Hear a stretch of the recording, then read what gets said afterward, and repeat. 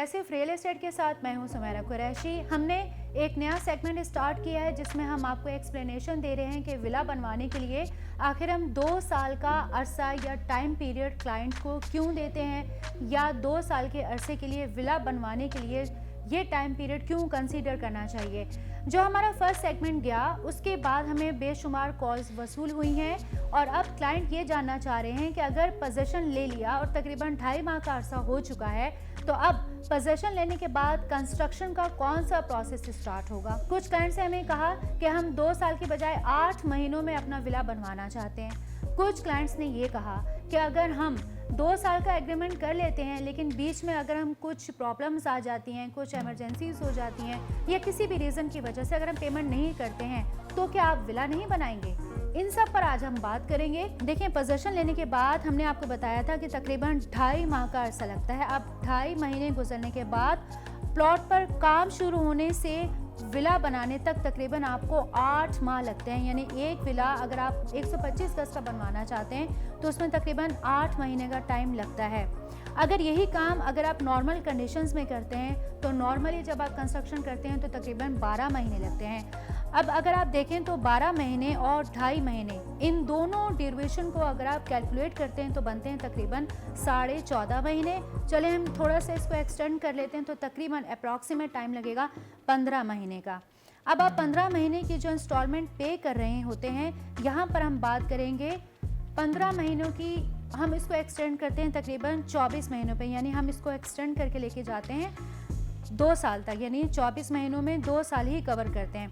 24 महीने के लिए आप और बिल्डर जो हैं वो एक इंस्टॉलमेंट प्लान बनाने के लिए, यानी इंस्टॉलमेंट को पे करने के लिए दोनों बहुत ज़्यादा रिलैक्सेशन के फेज़ में होते हैं। यानी आप दोनों को रिलैक्सेशन लगता है, बिल्डर को भी और क्लाइंट को भी, अगर आप 2 साल का अरसा लेते हैं।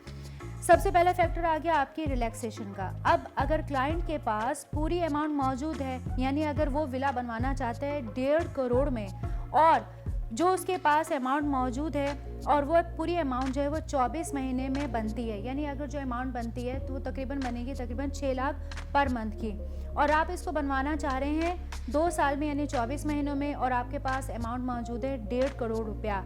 इसके लिए बिल्डर जो है वो आपको एक टाइम लिमिट देता है। अब ये ज़रूरी नहीं है कि जो आपको ये टाइम पीरियड दिया जा रहा है वो जस्ट बिकॉज ऑफ लेबर की वजह से दिया जा रहा है कि लेबर इस टाइम पीरियड में आपको 24 महीनों में 125 गज का विला बना के देगी। बिल्कुल ऐसा नहीं है।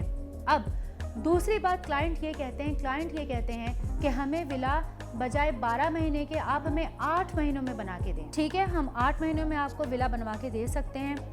देखें, ये सारा का सारा डिपेंड करता है क्लाइंट के कैश फ्लो पर। जितना ज़्यादा क्लाइंट का कैश फ्लो बेटर होता है उतनी ज़्यादा डेफिनेटली क्लाइंट जो है वो 8 माह में अगर अपनी पेमेंट कंप्लीट कर लेता है तो काम जो होगा उसका विला का फास्ट ट्रैक पे चलेगा।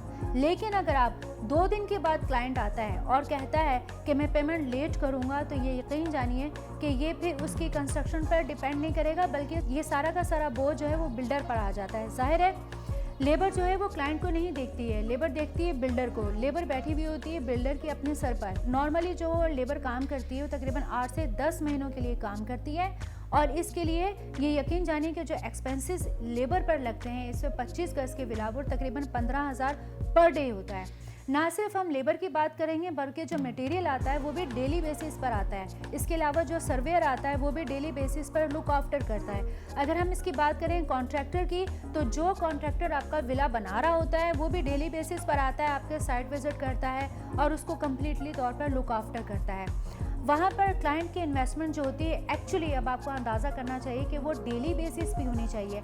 अगर क्लाइंट डेली बेसिस पर इन्वेस्टमेंट करता है तो उसकी जो इन्वेस्टमेंट है वो डेली बेसिस पे ही कन्वर्ट हो रही होती है, क्योंकि वो एक तो लेबर कॉस्ट पे भी जाती है, कॉन्ट्रैक्टर को भी पेमेंट जाती है, और साथ में जो एक सर्वेयर आता है जो सर्वे करता है आपकी साइट का, आपकी कंस्ट्रक्शन का, उसके स्टेटस को देखता है, वो आपकी कंस्ट्रक्शन कॉस्ट डेली बेसिस पर उनमें भी कन्वर्ट हो रही होती है। सो अगर क्लाइंट जितनी भी पेमेंट को डिले करेगा तो फिर उसकी पेमेंट अगर स्टक हो जाएगी तो डेफिनेटली जो उसका कंस्ट्रक्शन वर्क है वो भी स्टक हो जाएगा।